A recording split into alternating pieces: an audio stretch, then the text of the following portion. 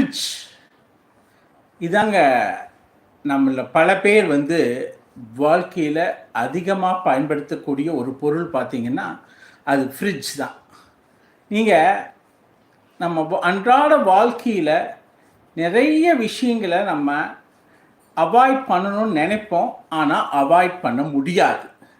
அந்த அவாய்ட் பண்ண முடியாத பொருட்களில் ஒன்று தான் பார்த்தீங்கன்னா ஃப்ரிட்ஜ் அப்படின்னு சொல்லக்கூடிய குளிர்சாதன பெட்டி அல்லது ரெஃப்ரிஜரேட்டர். இந்த ரெஃப்ரிஜரேட்டர் பார்த்திங்கன்னா நம்ம வாழ்க்கையில் ஒரு இன்றியமையாத பகுதியாக ஆயிடுச்சு. நம்ம முன்னோர்கள்லாம் பார்த்திங்கன்னா அந்த ரெஃப்ரிஜரேட்டர் அந்த மாதிரி குளிர்சாதன பெட்டியெல்லாம் அவங்களுக்கு சுத்தமாக எந்த ஒரு பழக்கமும் இல்லாமல் இருந்தது. அதுவே ஒரு ஆரோக்கியமாக வாழறதுக்கு ஒரு மிகப்பெரிய விஷயமாக இருந்தது. இந்த ஃப்ரிட்ஜ் தான் நம்ம வாழ்க்கையில் ஆரோக்கியத்தை குறைத்து கொண்டதில் மிகப்பெரிய பலனை அதுதான் ஏற்படுத்திச்சு. நீங்கள் பார்த்தீங்கன்னா குளிர்சாதன பெட்டியில் நம்ம என்ன செய்கிறோம் அப்படின்னு பார்த்தா எல்லாத்தையுமே வீட்டில் இருக்கக்கூடிய அத்தனை சாதனங்களையும் கொண்டு போய் ஃப்ரிட்ஜில் வைக்கணும். ஸோ இது ஆரோக்கியமான வாழ்க்கைக்குரிய வாழ்வியல் முறையா அப்படின்னு பார்த்தா கண்டிப்பாக கிடையாது. ஏன்னா ஆரோக்கியமான வாழ்க்கைக்குரிய வாழ்வியல் முறையில் நம்ம எத்தனையோ விஷயங்களை பார்த்துட்ருக்கோம். அத்தனை விஷயங்களில் நம்ம இந்த குளிர்சாதன பெட்டி அல்லது நம்ம ஃப்ரிட்ஜ் அப்படிங்கிறத நம்ம ஆரோக்கியத்தை எந்த அளவுக்கு அது ஸ்பாயில் பண்ணுது அப்படின்னு நம்ம கண்ணுக்கு தெரியாமையே நம்ம பயன்படுத்திகிட்டு இருக்கோம். காரணம் ஒரு கம்ஃபர்ட்னஸ்ஸு, ஒரு லேசினஸ்ஸு, நம்ம ஃப்ரெஷ்ஷாக ப்ரிப்பேர் பண்ண முடியாத ஒரு மெக்கானிக்கல் வேர்ல்டு. ஸோ இந்த மெக்கானிக்கல் வேர்ல்டில் மனிதர்கள் ஓடிக்கொண்டே இருக்கிறாங்க. ஸோ அப்படி ஓடிக்கொண்டே இருக்கும்போது அவங்களுக்கு நேரமின்மை, டைம் இல்லாது. அப்படி டைம் இல்லாதனால என்ன பண்ணுறோன்னா ஃப்ரிட்ஜை நம்ம முழுமையாக டிபெண்ட் பண்ணி இருக்க வேண்டியதாக இருக்குது, குளிர்சாதன பெட்டியை. ஸோ பொருட்கள் கெட்டு போகாமல் இருக்கிறதுக்கும் பொருட்கள் லாங் லாஸ்டிங்காக நம்ம வச்சு சாப்பிட்றதுக்கும் அது பயன்படுத்துகிறோம். ஆனால் இந்த ஆரோக்கியமான வாழ்க்கைக்குரிய வாழ்வியல் முறையில் நம்ம என்ன பார்த்துட்ருக்கோன்னா நம்ம வாழ்க்கையை, நம்ம ஆரோக்கிய பயணத்தை 80, 90, 120 வயசு வரைக்கும் கொண்டு போகணும். அதுக்குரிய பழக்க வழக்கங்கள் என்ன, அதுக்குரிய வாழ்வியல் முறை என்ன அப்படின்னு பார்த்துட்ருக்கோம். ஸோ அந்த வாழ்வியல் முறைகள் என்னன்னு பார்க்க போனோம்னா அதில் குளிர்சாதன பெட்டி அல்லது ஃப்ரிட்ஜ் பயன்பாட்டை as ரீசனபிள் as பாசிபிள் குறையுங்கள் அப்படிங்கிறது தான். ஸோ எவ்வளவு தூரம் நம்ம குறைக்கிறோமோ அவ்வளவு தூரம் அதனால் நமக்கு பலன். ஏன்னா நம்ம வைக்கக்கூடிய ஒவ்வொரு பொருளும் அந்த ஃபேட் கண்டென்ட் அதிகமாகுது, சுகர் கண்டென்ட் அதிகமாகுது. ஒவ்வொரு பொருள் இருக்கக்கூடிய அந்த பல மடங்கு. இப்போ ஒரு மாவை வைக்கிறோன்னா அந்த மாவு ஃப்ரிட்ஜில் வைக்க அதோடைய ஃபேட் கண்டென்ட் பல மடங்கு அதிகமாகுது. ஒரு ஆயில் சிக்கன் வைக்கிறோம், மட்டன் வைக்கிறோம், இதெல்லாம் ஃப்ரிட்ஜில் வச்சு சாப்பிடும்போது அதில் இருக்கக்கூடிய ஃபேட் கண்டென்ட் அதிகமாகுது. அதே மாதிரி தான் நீங்கள் எந்த பொருளையும் சமைத்து சாப்பிட வேண்டிய பொருட்களையும் காய்கறிகள் முதற்கொண்டு எந்த பொருட்களையும் உள்ளே வச்சா அதோடைய நியூட்ரிட்டிவ் வேல்யூ குறைந்து அந்த ஃபேட் வேல்யூஸும் அதே மாதிரி ஆயில் கண்டென்ட்டு, அதே மாதிரி மாவு பொருட்கள் இருக்கக்கூடிய ஆயில் இதெல்லாமே அதிகமாகும். ஸோ இப்படி அதிகமான பொருளை தொடர்ந்து சாப்பிட்றதுனால இந்த ஃப்ரிட்ஜில் வச்சு அதிகமாக மாவு ஐட்டங்களையும் அதே மாதிரி சிக்கன், மட்டன் இந்த மாதிரி ஃப்ரிட்ஜில் அதிகமாக யூஸ் பண்ணி சாப்பிட்றதுனால பல பிரச்சனைகள், உடல் உபாதைகள் மனிதனுக்கு ஏற்படும். இந்த உடல் பிரச்சனைகளுக்கு காரணம் இந்த ஃப்ரிட்ஜ் யூசேஜ். எந்த பொருளை செஞ்சாலும் அதில் கொண்டு போய் ஃப்ரிட்ஜில் வச்சிடுறது. ஸோ அது இப்போ ஒரு விதமான இனிப்பு ஐட்டமாக இருந்தால் அந்த இனிப்பு பல மடங்கு அதிகமாகிடுது ஃப்ரிட்ஜில் வச்சு சாப்பிடும்போது. அதே மாதிரி ஆயிலில் செஞ்ச ஐட்டங்களாக இருந்தால் அந்த ஆயில் அதிகமாகுது, டபுள் மடங்கு ஆகுது. அதே மாதிரி சிக்கன், மட்டன், நான்வெஜ் ஐட்டம்னா அதுவும் டபுள் மடங்கு ஆகுது. அப்புறம் அந்த எந்தெந்த காய்கறிகள், பழங்கள் அதை வச்சு சாப்பிடும்போது நியூட்ரிட்டிவ் வேல்யூ குறையுது. ஸோ ஃபேட் கண்டென்ட் அதிகமாகுது. அப்படி ஆகும்போது என்ன ஆகுதுன்னா, நீங்கள் அதை சாப்பிட்றீங்க, அதை சாப்பிடும்போது டயபெட்டிஸ், அதாவது பிளட் சுகர் லெவல் அதிகமாகும். இல்லாதவங்களுக்கு கூட வர்றதுக்கு அதிகம். ஒரு ஆய்வில் இந்தியாவில் முதல்ல இருந்ததுக்கும், அதாவது வந்து ஒரு 10 வருஷத்துக்கு முன்னாடி இருந்ததுக்கும் இன்னைக்கும் டயபெட்டிஸ், அதாவது பிளட் சுகர் ரேஞ்ச் பார்த்தீங்கன்னா 33%, 23லேருந்து 33% ஆயிடுச்சு. அதாவது 4 பேர்த்த எடுத்துக்கிட்டால் அதில் ஒருத்தருக்கு டயபெட்டிஸ் அல்லது பிளட் சுகர் லெவல் அதிகமாக இருக்கும். ஏன் காரணம்னா, இந்த ஃப்ரிட்ஜை அதிகமாக யூஸ் பண்ணதுதான விளைவு. இது அதிகமாக யூஸ் பண்ணதுனால தான் வந்து இந்த பிளட் ப்ரெஷர், அதே மாதிரி பிளட் சுகர் லெவல் ரைஸ் ஆகிறது. தென் குரோனிக் டிசீஸான கேன்சர் மற்றும் அது சம்பந்தமான வியாதிகள், நிறைய நுரையீரல் சம்பந்தமான வியாதிகள் அந்த ஃப்ரிட்ஜில் இருந்து அப்படியே எடுத்து சாப்பிடும்போது அந்த 2 விதமான பாக்டீரியா இருக்கும். அதாவது மைனஸில் வளரக்கூடிய ஒரு வகை பாக்டீரியா, அதே மாதிரி எபோவ் 30 டிகிரி, அதாவது டெம்பரேச்சர் அதிகமாக வளரக்கூடிய பாக்டீரியா ஒரு ஸ்டேஜுக்கு மேலே அது ஸ்டெரிலைஸ் ஆகிடும். ஆனால் அந்த தட்ப வெப்பநிலையில் ஒரு 30-35 தட்ப வெப்பநிலையில் அது வளரக்கூடியது.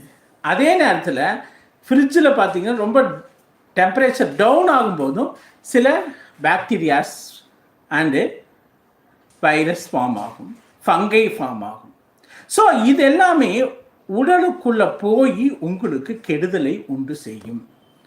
ஸோ இதனால தான் நம்ம ஆதி காலம் தொட்டு நம்ம முன்னோர்களுடைய பழக்க வழக்கங்கள் அவ்வளவு சிறந்த பழக்க வழக்கங்களாக பார்க்கப்பட்டது.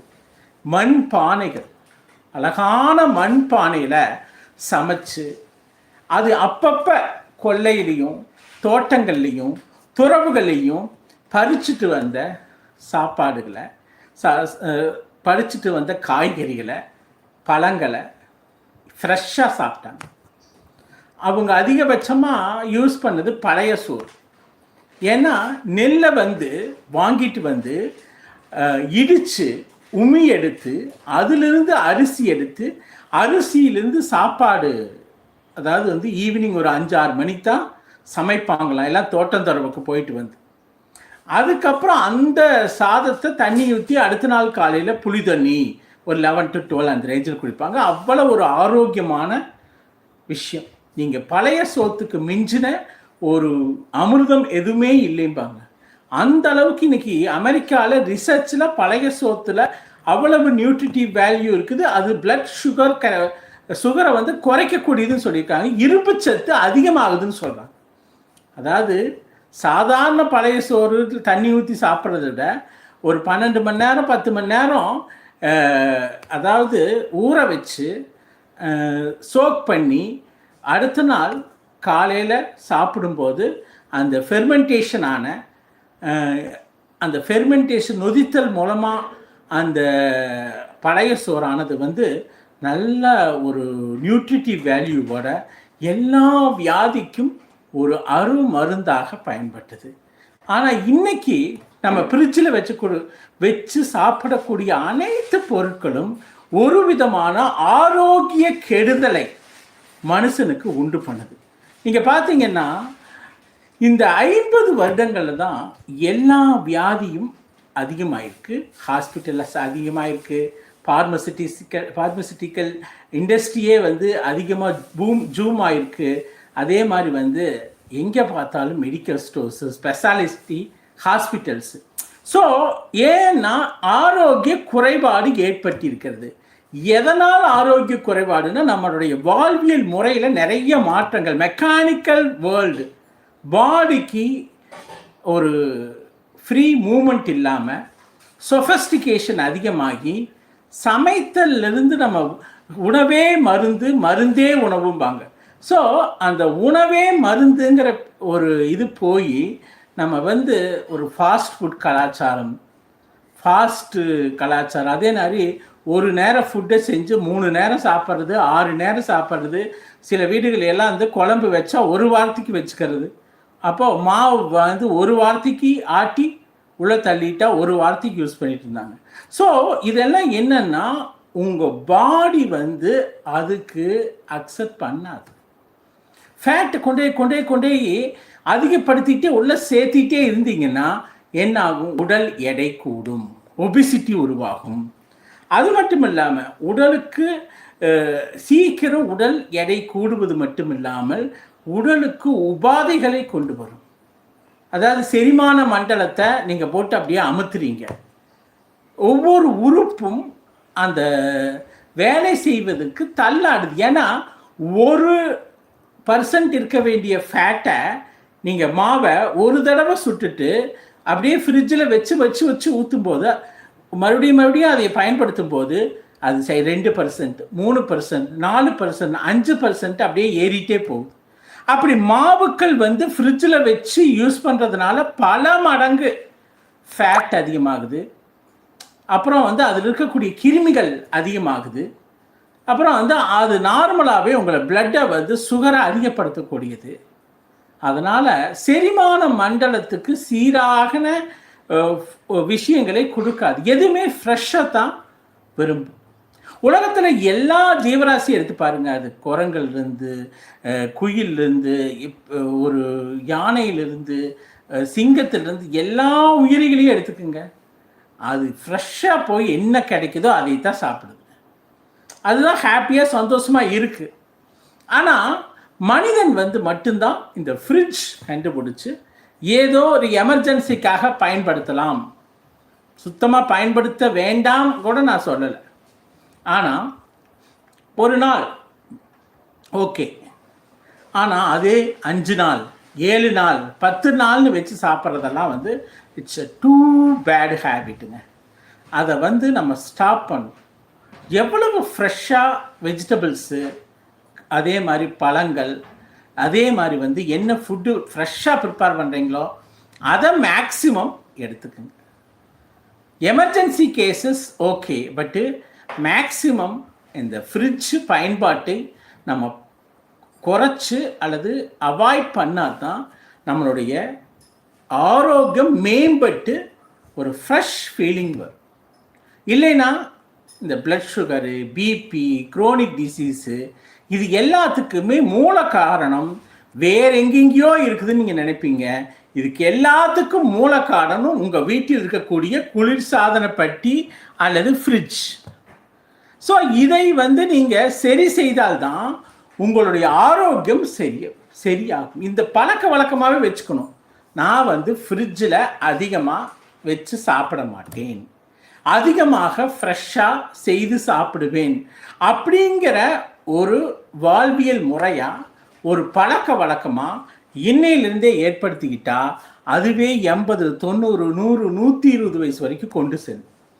ஸோ நம்ம இந்த வாழ்வியல் முறையில், ஆரோக்கியமான வாழ்க்கைக்குரிய வாழ்வியல் முறையில் எதையெல்லாம் பழக்க வழக்கமாக மாற்றினா, எதையெல்லாம் வந்து நம்ம வாழ்க்கைக்குரிய பழக்கங்களாக மாற்றும் போது நம்ம வாழ்வு ஆரோக்கியம் சிறந்திருக்கும்.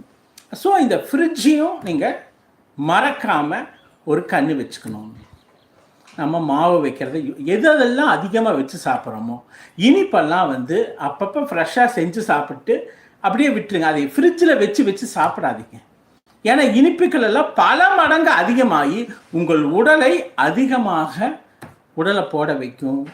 தொந்தி வர்றதாகட்டும், அல்லது வந்து உடல் எடை அதிகமாக கூடுவதாகட்டும், அல்லது பிளட் சுகர் அதிகமாகிறதும், பிளட் பிபி அதிகமாகிறதும், அதே மாதிரி உங்களுடைய ஓவரால் பாடி ஹெல்த்து பிரச்சனைக்கு உள்ளாவதும், அதாவது செரிமான மண்டலம் நன்றாக இருக்கக்கூடிய பாக்டீரியானால உருவாகக்கூடியது. நீங்கள் உங்களுடைய நுரையீரல் பார்த்தீங்கன்னா ஒரு சின்ன ஜெர்ம்ஸ், அதாவது வந்து ஒரு பாக்டீரியா வெளியிருந்து வந்து உள்ளே பூந்துச்சுனாலே உடனே சளி பிடிச்சிக்கும். சளி பிடிச்சிட்டு அது உங்களை 14 நாள், ஒரு வாரம் 14 நாள் வந்து அது சளி உங்களை விட்டு போகாது, அப்படியே இருந்துகிட்டே இருக்கும் நுரையீரலில். இதுக்கு காரணம் என்ன? வெளியே எவ்வளவோ ஃபேக்டர்ஸ் நீங்கள் திங்க் பண்ணுவீங்க, அது உங்கள் ரெஃப்ரிஜரேட்டர் தானுங்க. அந்த ரெஃப்ரிஜரேட்டரில் இருக்கக்கூடிய கிருமிகள் வந்து எவ்வளவோ கிருமிகள் இருக்குது. ஸோ அதிலேயே வச்சு எடுத்து சமைக்கிறது, அதையே சாப்பிட்றது, மாவுகளை வச்சு சமைச்சு சாப்பிட்றது, ஸோ கூல்ட்ரிங்க்ஸை வச்சு சாப்பிட்றது. தண்ணீர் பார்த்தீங்கன்னா நிறைய பேர் ஃப்ரிட்ஜில் வச்ச தண்ணீரை குடிக்கக்கூடிய பழக்க வழக்கம் இருக்கும்.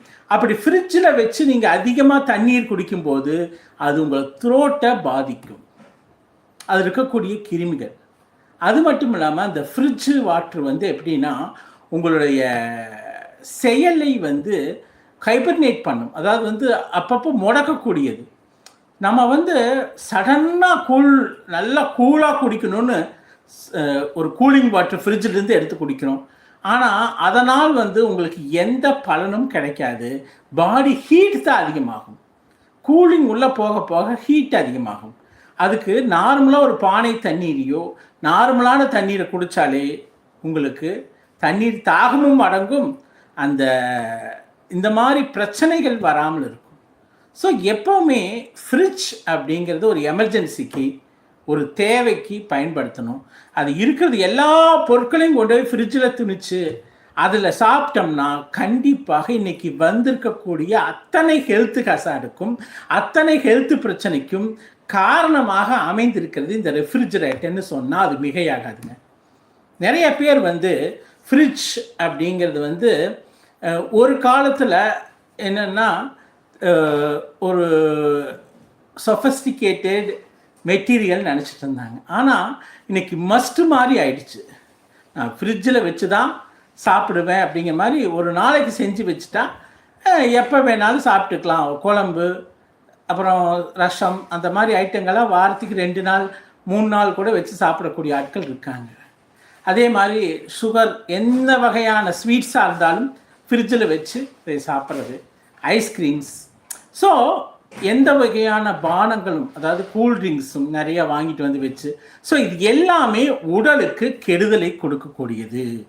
இப்படி உடலுக்கு கெடுதலை கொடுக்கக்கூடியதை நம்ம வச்சுக்கிட்டு எப்படிங்க ஆரோக்கியமாக 80, 90, 120 வயசு வரைக்கும் வாழ முடியும்? ஏன்னா ஒரு கிருமி உள்ளே புகுந்ததுனாலே சளி பிடிச்சி அதனால் பிரச்சனை. தொடர்ந்து இதே பொருட்களை சாப்பிட்டு ஃபேட் கண்டென்ட் அதிகமாகுது, கொழுப்பு அதிகமாகுது, பாடி வந்து சீக்கிரமாக வெயிட் போடுது. சீக்கிரமாக வெயிட் போட்டால் பிளட் சுகர், பிபி இதெல்லாம் காம்ப்ளிமெண்ட்ரியாக வருது.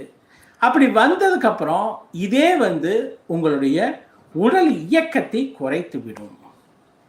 ஸோ நம்ம எல்லாரும் ஏன் வந்து இந்தியாவில் வந்து டயபெட்டிஸ் அதிகமாக இருக்குது அப்படின்னா ரெஃப்ரிஜரேஷனில் இந்த சாப்பாட்டு ஐட்டத்திலிருந்து ஆரம்பித்து எல்லா ஐட்டத்தையும் அதிகமாக ஃப்ரிட்ஜில் வச்சு யூஸ் பண்ணக்கூடிய விளைவு தான் இந்த டயபெட்டிஸ் அதிகமானதுக்கு காரணம், மற்ற வியாதிகள் அதிகமானதுக்கு காரணம். அதனால் வந்து மேக்சிமம் எவ்வளவு 90% எவ்வளவு தூரம் உங்களால் ஃப்ரிட்ஜு வந்து குறைச்சி, அதாவது அதில் வைத்து டைரெக்டாக சாப்பிட்றத குறைச்சிக்க முடியுமோ அவ்வளோ தூரம் குறைச்சிக்குங்க. ஸோ ரொம்ப லாங்காக இருக்கிறவங்க, ரொம்ப ரிமோட்டில் இருக்கிறவங்களுக்கு 1 or 2 days ஓகே, ஒரு எமர்ஜென்சிக்கு ஓகே. பட்டு மேக்ஸிமம் உங்களால் எவ்வளோ ஃப்ரெஷ்ஷாக வாங்கி சமைச்சு ஃப்ரிட்ஜை யூஸ் பண்ணாமல் மாவுகளை 1 day மேக்ஸிமம், அதை தாண்டி நீங்கள் அதிகமாக 1 week 3 days 5 daysனெல்லாம் மாவு பொருட்களை வைத்து சாப்பிடாதீங்க. அது உங்கள் வெயிட்டையும் அதிகப்படுத்தும், அதே நேரத்தில் உங்களுடைய உடலுக்கும் ஒரு விதமான உபாதையை கொடுக்கும், செரிமான மண்டலத்துக்கு உபாதையை கொடுக்கும். அதே மாதிரி ஓவரால் வந்து பிளட் சுகரை அதிகப்படுத்தும். அப்புறம் எந்த பதப்படுத்தப்பட்ட உணவுகளை வாங்கி ஒரு பிக்கிள் ஆகட்டும் அல்லது வந்து ஃபிஷ், சிக்கன், மட்டன் இந்த மாதிரி நான்வெஜ் ஐட்டம் எல்லாம் ஃப்ரெஷ்ஷாக வாங்கி செஞ்சு சாப்பிட்றது தான் வந்து உங்கள் உடலுக்கு மிகவும் உகந்ததுங்க. நீங்கள் அதையே ஃப்ரிட்ஜில் வச்சிங்கன்னா அந்த ஆயில் கண்டென்ட், அதில் இருக்கக்கூடிய ஃபேட் கண்டென்ட், ஆயில் கண்டென்ட் அதிகரிக்கும். சமைச்சு செஞ்சு வச்சிட்டிங்கன்னா அது அதிகரித்து உங்களுக்கு, நான் சொல்லுவேன், நான் சரியாக பெருசாக சாப்பிட்றதில்ல ஆனால் என்னோடய உடம்பு குறையிறதே இல்லை, நான் ஃபேட்டாகவே தான் இருக்கேன் அப்படின்னா இந்த மாதிரி முறைகளை நீங்கள் பயன்படுத்துகிற வரைக்கும் உங்களுக்கு உடம்பு வெயிட் போட்டு தான் இருக்கும். நார்மலாக ஃப்ரெஷ்ஷாக வாங்கி சாப்பிட்ற சாப்பாட்டுக்கும் ஃப்ரிட்ஜிலிருந்து எடுத்து சாப்பிடும்போது அதோடைய ஃபேட் கண்டென்ட் அதிகம். நான் 2 தோசை தான் சாப்பிட்றேன்னு சொல்லுவீங்க, ஆனால் அந்த 2 தோசை ஃப்ரிட்ஜிலிருந்து 3 நாளைக்கு முன்னாடி ஆட்டி வைத்த மாவை எடுத்து 2 தோசை தான் சுட்டு சாப்பிடுவீங்க. ஆனால் அந்த 2 தோசை 10 தோசைக்கு சமம். 10 தோசைக்கு சமம்னா நீங்கள் நம்புவீங்களா? 10 தோசைக்கு சமங்க. 2 தோசை தான். ஆனால் டைரெக்டாக அந்த மாவை அப்போவே ஆட்டி கொஞ்சம் புளிக்க வச்சு சாப்பிட்டீங்கன்னா அது உங்களுக்கு ஃபேட் கண்டென்ட்டை கூட்டாது. அதே ஃப்ரிட்ஜில் 2 நாள் 3 நாள் வச்சுருந்து எடுத்து தோசை ஊற்றுனீங்கன்னா அது 2 தோசை 10 தோசைக்கு சாப்பிட்டதுக்கு சமமாக மாறிவிடும். ஸோ அந்த மாதிரி ஒரு நிலையில் உங்களை ஆரோக்கியத்தை விடாதீங்க. ஸ்வீட் ஐட்டம், பேக்கரி ஐட்டம், அதே மாதிரி நான்வெஜ் உணவுகள், மாவு பொருட்கள், அதே மாதிரி காய்கறி, பழங்கள், இதெல்லாம் அடுத்த ஸ்டேஜ். இது எல்லாமே எவ்வளவு ஃப்ரெஷ், இந்த முதல்ல காய்கறி ஐட்டத்தையும் பழங்களை கூட விடுங்க, அது வந்து வாங்கிட்டு வரோம். பட் இந்த நான்வெஜ் ஐட்டங்கள், ஸ்வீட்ஸு, பேக்கரி, மாவு, இது அதிகமாக ஃப்ரிட்ஜில் வச்சு பயன்படுத்துறதை எவ்வளவு குறைக்க முடியுமோ அவ்வளவு குறைச்சிட்டு டைரெக்டாக ஃப்ரெஷ்ஷாக சாப்பிட்றத வச்சுக்கோங்க. அப்போ தான் உங்கள் உடல் எடையும் குறையும், உங்கள் ஆரோக்கியம் மேம்படும். அதுதான் ஆரோக்கிய வாழ்க்கைக்குரிய வாழ்வியல் முறையாக இருக்கும். அதுதான் 80, 90, 120 வயசு வரைக்கும் கொண்டு செல்லும். இல்லைன்னா இந்த 50 வருஷத்தில் வந்த எல்லா மெடிக்கல் பிரச்சனைகள் காரணமாக அமைந்ததுக்கு ஃப்ரிட்ஜும் ஒரு காரணமும் சொல்லலாம். ஸோ இதானுங்க ஆரோக்கியமான வாழ்க்கைக்குரிய வாழ்வியல் முறை பகுதி 89. ரெஃப்ரிஜரேட்டை அல்லது குளிர்சாதன பெட்டி எவ்வளவு தூரம் அதன் பயன்பாட்டை குறைக்க முடியுமோ குறையுங்கள், தவிர்க்க முடியுமோ தவிருங்கள். அதுதான் ஆரோக்கியத்தை மேம்படுத்தும். அதுதான் உங்கள் ஆரோக்கியத்தை லாங் டேர்ம் கொண்டு செல்ல உதவும். ஸோ நம்ம ஆரோக்கியமான வாழ்க்கைக்குரிய வாழ்வியல் முறை பகுதி 90 சந்திப்போம். இந்த கருத்துக்களெல்லாம் பிடிச்சிருந்ததுன்னா இந்த நம்ம சேனல் நலம் அரண் சூழல் மாமுக தமிழை சப்ஸ்கிரைப் பண்ணுங்கள். சப்ஸ்கிரைப் பண்ணிங்கன்னா தான் நான் பேசக்கூடிய எல்லா கருத்துக்களும் உடனுக்குடன் உங்களுக்கு வந்து சேரும். அதே மாதிரி ஷேர் பண்ணுங்கள், லைக் பண்ணுங்கள். நம்ம சேனலில் பார்த்தீங்கன்னா 2 சீரீஸ் போயிட்டுருக்கு. ஒன்று வந்து ஆரோக்கியமான வாழ்க்கைக்குரிய வாழ்வியல் முறை, இன்னொன்று வந்து மனதோடு கொஞ்சம் பேசுங்கள். இந்த 2 சீரீஸுமே நம்ம பிளேலிஸ்ட்லேயும் இருக்குது, வீடியோ செஷன்லையும் இருக்குது. இது எல்லாமே அவேர்னஸ், ஆரோக்கியத்துக்கான அவேர்னஸ் வீடியோ, மனதுக்கான அவேர்னஸ் வீடியோ. பாருங்கள். உங்களுக்கு ஏதாவது கருத்துக்கள் இருந்தால் கமெண்ட்ஸ் சொல்லுங்கள். உங்களோட மேலான கருத்துக்கள் வரவேற்கப்படுகின்றன. ஸோ இந்த கருத்துக்கள் எல்லாம் கண்டிப்பாக உங்களுக்கு பிடித்திருக்குன்னு நம்புகிறேன். சப்போர்ட் பண்ணுங்கள், சப்ஸ்கிரைப் பண்ணுங்கள். நன்றி, வணக்கம்.